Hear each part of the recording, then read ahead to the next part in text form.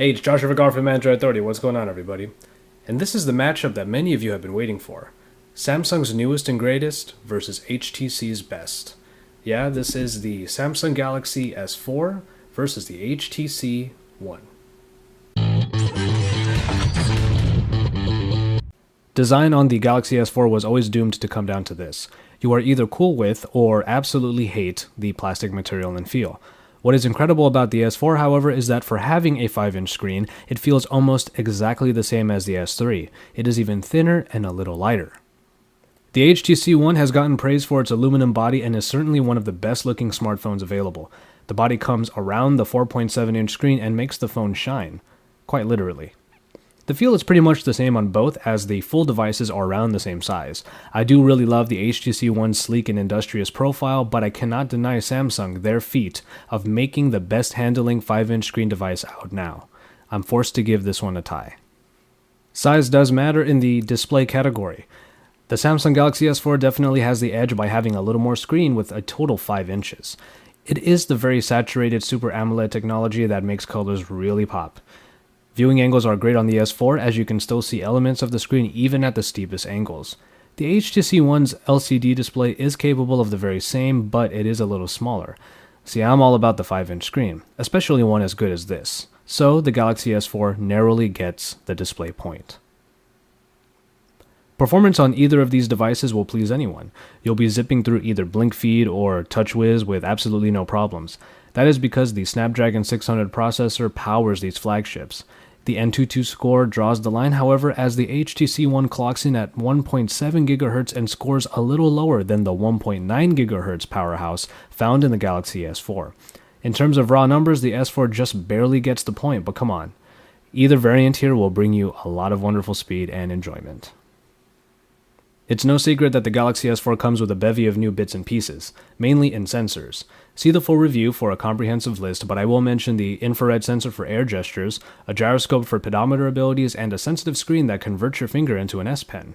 Not to mention the ability to remove that back cover and gain access to the replaceable battery and SD card slot. The S4 really does offer quite a lot. The HTC One, on the other hand, doesn't offer nearly as much as the S4, but has a couple aces in the hole. We'll get to the camera in a bit, but boom sound beckons. These front-facing speakers are spectacular performers and make the HTC One a nice little sound system.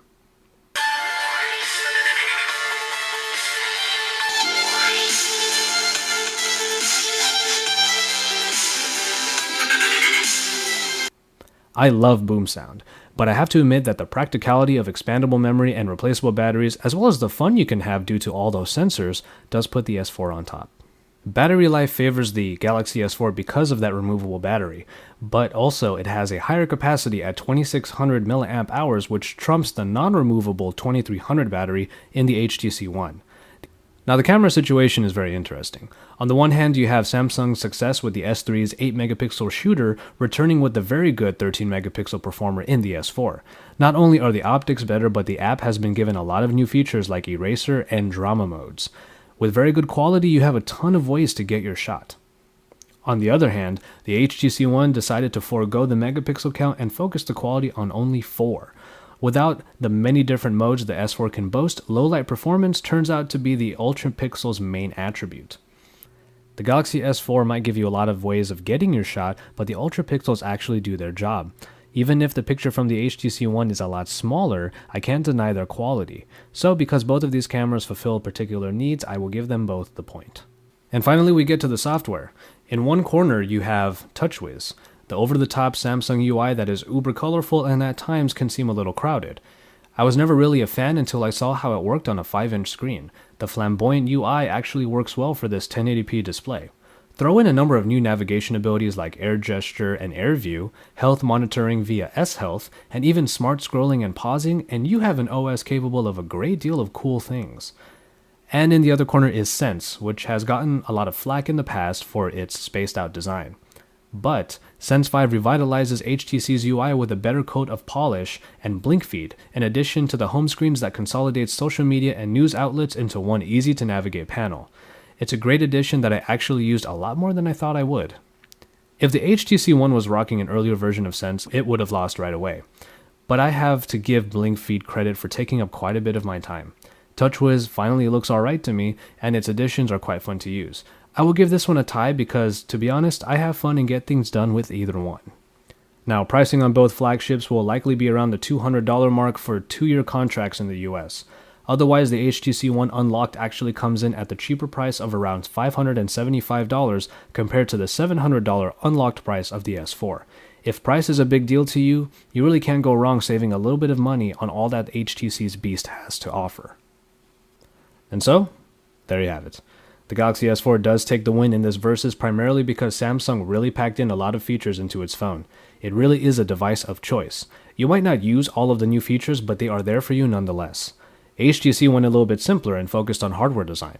Boom sound is an amazing addition, and I do have to admit that blink feed is a hugely positive direction for Sense. Ultimately, the unlocked price dictates the battle here. The Samsung's larger screen and more robust feature list do make it pricier than the still wonderful HTC One. And for a lot of people, it's going to come down to just these two phones. But given the quality of either device, isn't having that choice pretty awesome? Don't forget to subscribe to our channel and then head on over to AndroidAuthority.com because we're your source for all things Android.